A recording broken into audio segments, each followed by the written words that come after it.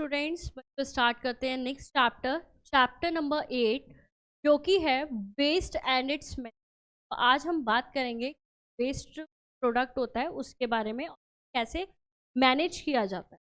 इसमें हम देखेंगे types of waste, urban and rural waste, e waste और वेस्ट डिस्पोजल। चलिए स्टार्ट करते हैं। Every day we throw out things for which we have no use.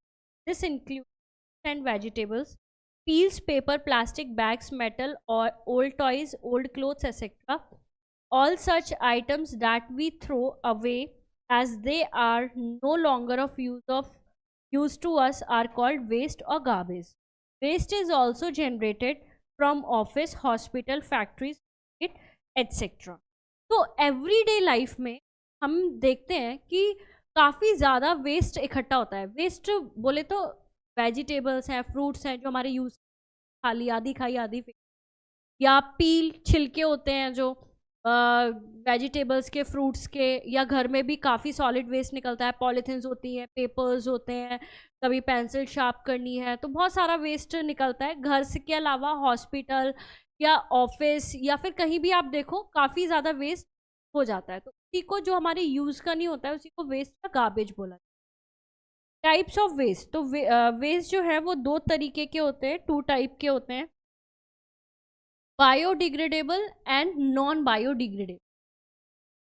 The waste which rot easily and mix with the soil is called biodegradable waste. तो ऐसा waste जो environment में easily mix हो जाता है, soil में mix हो जाता है इजीली, कि अगर आज सॉइल में दबा दिया तो कुछ टाइम बाद वो मैन्योर हो जाएगा, यानी कि वो उसमें मिक्स हो जाएगा, आप उसे आइडेंटिफाई नहीं कर पाएंगे, तो उसको बोलते हैं biodegradable waste. Left over food, vegetable and fruit peel, natural fabric such as cotton and paper, human and animal body waste are example of biodegradable waste.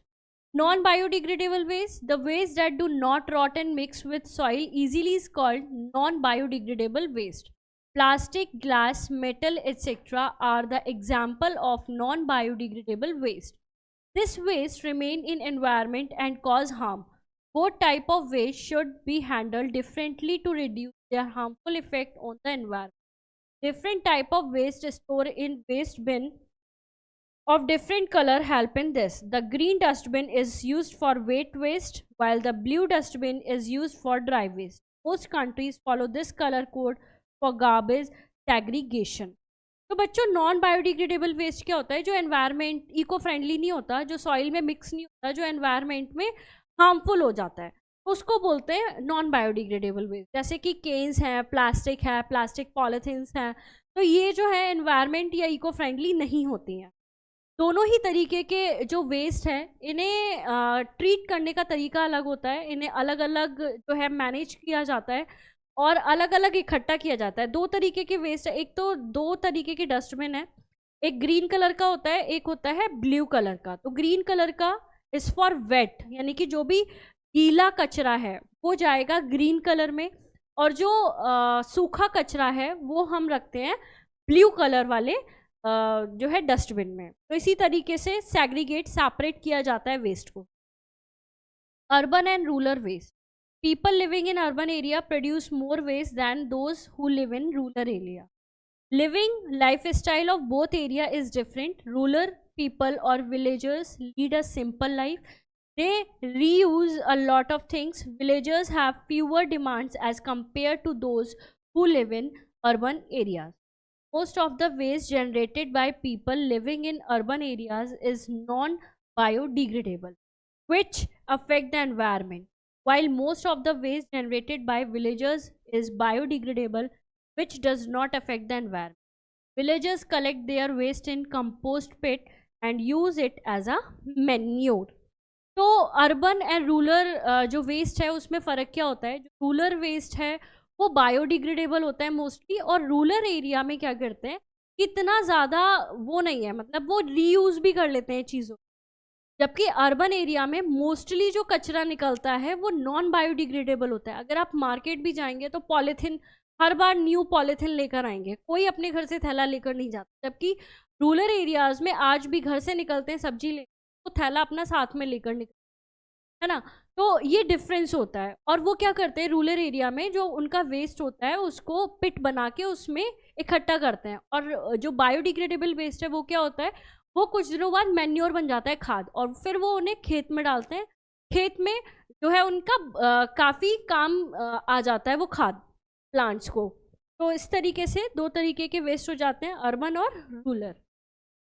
E waste, e-waste consists of discarded electronic and electrical waste such as computer, cell phone, batteries, wire, microchip, washing machine, other gadgets. Like other waste, these items are also carried away and dumped in.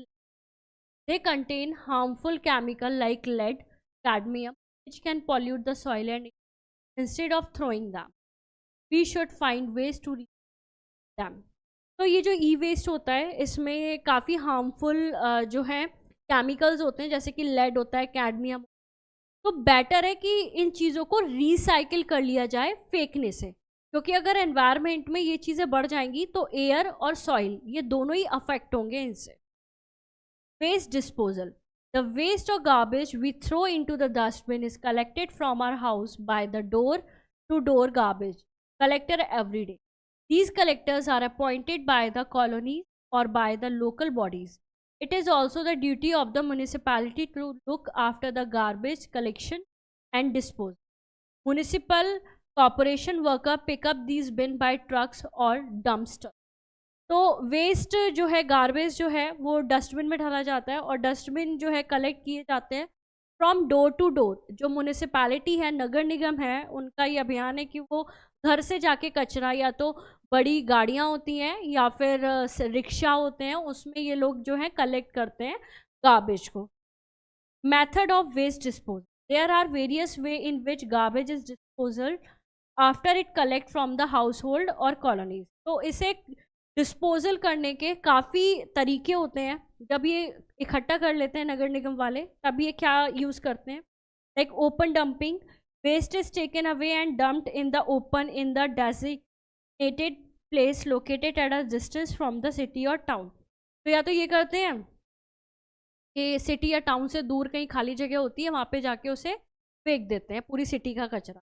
जैसे कि दिल्ली के पास ही मैंने एक जगह देखा था, काफ़ी ऐसा लग रहा है वो पूरा वेस्ट डिस्पोजल सिटी है, पूरा इतना ज़्यादा कचरा है, पहाड़ बने हुए हैं। तो इस तरीके से कुछ टाइम बाद हो जाता है वो। नेक्स्ट है landfills, deep pits are dug in the ground and garbage is dumped into them. When the pit fill up, they are covered with soil to prevent the breeding of insect and germs. तो गड्ढे खोदे जाते हैं land में काफ़ी बड़े बड़े, और उसमें कूड़ा डालते रहते हैं, और वो भर जाता है तो उससे क्या करते हैं, सॉइल डालकर प्लेन कर देते हैं। तो इस तरीके से भी जो है गार्बेज या वेस्ट डिस्पोजल किया जाता है। Incineration, incineration is the process of destruction of waste by burning it in big furnaces or machines called incinerators. But even though it prevents the breeding of germs, it causes pollution. तो incineration क्या होता है कि बड़े amount में, मतलब बहुत large area में कूड़ा पड़ा है और उसको जला दिया, तो उसको बोलते हैं इंसिनरेशन। और ये मशीन जो होती है उसको इंसिनरेटर्स बोला जाता है, ठीक है। Compositing, it is a natural process that turns biodegradable waste into the manure or compost. In this method, waste is accumulated in a pit, covered and left to rot for several months. After it decay, it turns into manure. Compositing provides a way not only of reducing waste but also converting waste into a useful product for gardening. तो compositing क्या होता है, इसमें क्या करते हैं, biodegradable जो waste होता है उसमें गड्ढा खोदते हैं और उसमें वेस्ट डालते हैं और उसे कवर कर देते हैं। कुछ टाइम के बाद उसमें जो है वो मैन्योर में चेंज हो जाता है, वो मिक्स हो जाता है सॉइल में, क्योंकि बायोडिग्रेडेबल वेस्ट सॉइल में मिक्स हो सकता है, मिक्स हो जाता है, और वो उसका काफ़ी यूज़ किया जाता है। अगर आपके घर में प्लांट्स हैं तो प्लांट्स में खाद देने के काम आता है, गार्डनिंग में काफ़ी हेल्प करता है। Controlling the problem of waste disposal. There are three important things that need to be practiced to control the problems of waste disposal. These are reduce and reuse and recycle. तो 3 are होते हैं, है ना, waste disposal के control करने के 3 are होते हैं, क्योंकि वेस्ट जो है डे बाई डे बढ़ता ही जा रहा है। तो 3 आर का यूज़ करके हम कोई भी वेस्ट जो है कंट्रोल कर सकते हैं वेस्ट को। पहला आर क्या कहता है? रिड्यूस, दूसरा कहता है रीयूज, और तीसरा कहता है रिसाइकल। तो सब तीनों देखेंगे एक एक करके। सबसे पहले आता है reduce. We must buy only those things which we need and can use. Every home can reduce the amount of waste or garbage it produces. Reducing is simply creating less waste. It is also best method for keeping our earth clean because it stops the problem at the source. By making less waste is the first place there is less mass to. तो reduce का मतलब है कि चीज़ें आप कम से कम खरीद या कम, जिससे कम से कम वेस्ट हो, है ना। मतलब जो ज़रूरत का सामान है आप वही लीजिए, उससे क्या होगा कि वेस्ट भी फिर कम ही होगा, तो क्लीन रखने में भी जो है हेल्प मिलेगी। Say no to disposal shopping bags, use reusable cloth bag. तो डिस्पोजल शॉपिंग बैग जो है नहीं लेने चाहिए, जो है रीयूजेबल जो क्लॉथ बैग होता है, क्लॉथ बैग ही यूज करना चाहिए। Choose products that have the least amount of packaging. ऐसे प्रोडक्ट्स को लेना चाहिए जो पैकेजिंग जिनमें कम हो, कम से कम packaging. Buy household thing in bulk, और घर की चीज़ें बल्क में लेकर आइए, जिसके छोटे छोटे पैकेट लाएंगे फिर वो पैकेट वेस्ट बनेंगे, तो इससे बेटर है आप बल्क में लाएं।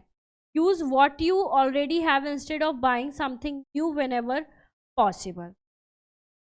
Bye liquid products that are concentrate.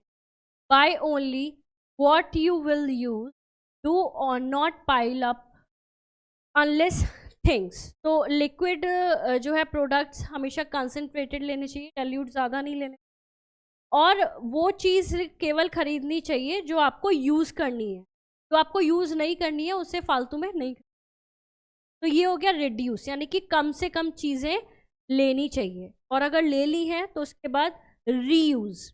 Reusing means finding new use for things that would be normally throw away. Many items can be reused. This save money as well as it put waste को good use. तो reusing का मतलब है कि आप कोई नई चीज़ ला रहे हैं, उससे बेटर है जो आपकी पुरानी चीज़ है उसी को रीयूज कर लिया जाए, क्योंकि वो काम आ सकती है।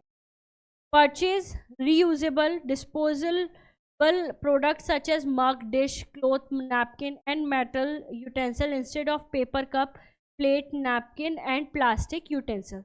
तो ऐसे जो है चीज़ों को परचेज कीजिए जो कि रीयूजेबल हो सकते हैं, जैसे कि अगर घर में बर्तन यूज़ करते हैं तो स्टील वगैरह के, मेटल्स यूज़, है ना, किसके, paper cup, plate, napkin, plastic utensils, इन्हें छोड़ के mug, dish, cloth, napkin, metal utensils को use refillable containers like water bottles and soap container whenever possible. तो रिफिलेबल कंटेनर का यूज़ करना चाहिए, क्योंकि ऐसा नहीं है कि बॉटल जो है वो आप रीफिल कर सकते हैं, ऐसी बॉटल यूज़ कीजिए। ऐसा नहीं है कि एक बार बॉटल ख़त्म, उस बॉटल को हटाओ अब नई बॉटल ले, ना, तो ये भी वेस्ट बढ़ाता है। Mend clothing and repair electrical appliances so that they can be reuse. Sell और donate used cloth and toy instead of throwing them out. Use both side of paper when printing from your computer. तो जो भी आपके clothes या फिर आपकी ऐसी चीज़ें जो आपको अब नहीं चाहिए तो उसे आप डोनेट कर दीजिए या सेल कर दीजिए। और जो कंप्यूटर अगर आप यूज़ कर रहे हैं उसमें पेपर यूज़ कर रहे हैं तो पेपर का दोनों साइड यूज़, तो इस तरीके से हम रीयूज़ कर सकते हैं। उसके बाद आता है recycle. The more you reduce and reuse the less you will have to recycle. Recycling is a changing old products into one so that they can be resold. Cans, bottles, shoe boxes and newspaper can be recycled. Bottle and cans can be reprocessed to make new bottle or cans. तो क्या होता है recycling में, जो पुरानी चीज़ होती है वो न्यू में चेंज हो जाती है, जैसे कि बॉटल्स हैं, न्यूज़पेपर हैं, ये सारी चीज़ें रिसाइकिल हो जाती है। By following the golden rule of the 3 R's, we will be able to save lot of money and natural resources. Moreover, we save the environment from the ugly hands of waste or garbage. तो ये सारे 3 are का use करके हम जो है काफ़ी सारा पैसा भी बचा सकते हैं और नेचुरल रिसोर्सेज को भी बचा सकते हैं। और जो है हमें क्या करना चाहिए, तो अगली वेस्ट है इससे अपने एनवायरनमेंट को क्लीन एनवायरनमेंट बनाना चाहिए। इसलिए हमें इन 3 आर का यूज़ ज़रूर करना चाहिए। कम से कम चीज़ें यूज़ करना, रीयूज़ करने की हैबिट डालना और रिसाइकिल करने वाली चीज़ें लेना। तो ये 3 आर का मतलब हमें अच्छे से समझ में आना चाहिए। आई होप बच्चों आपको समझ में आया होगा। क्लास में थैंक यू सो मच।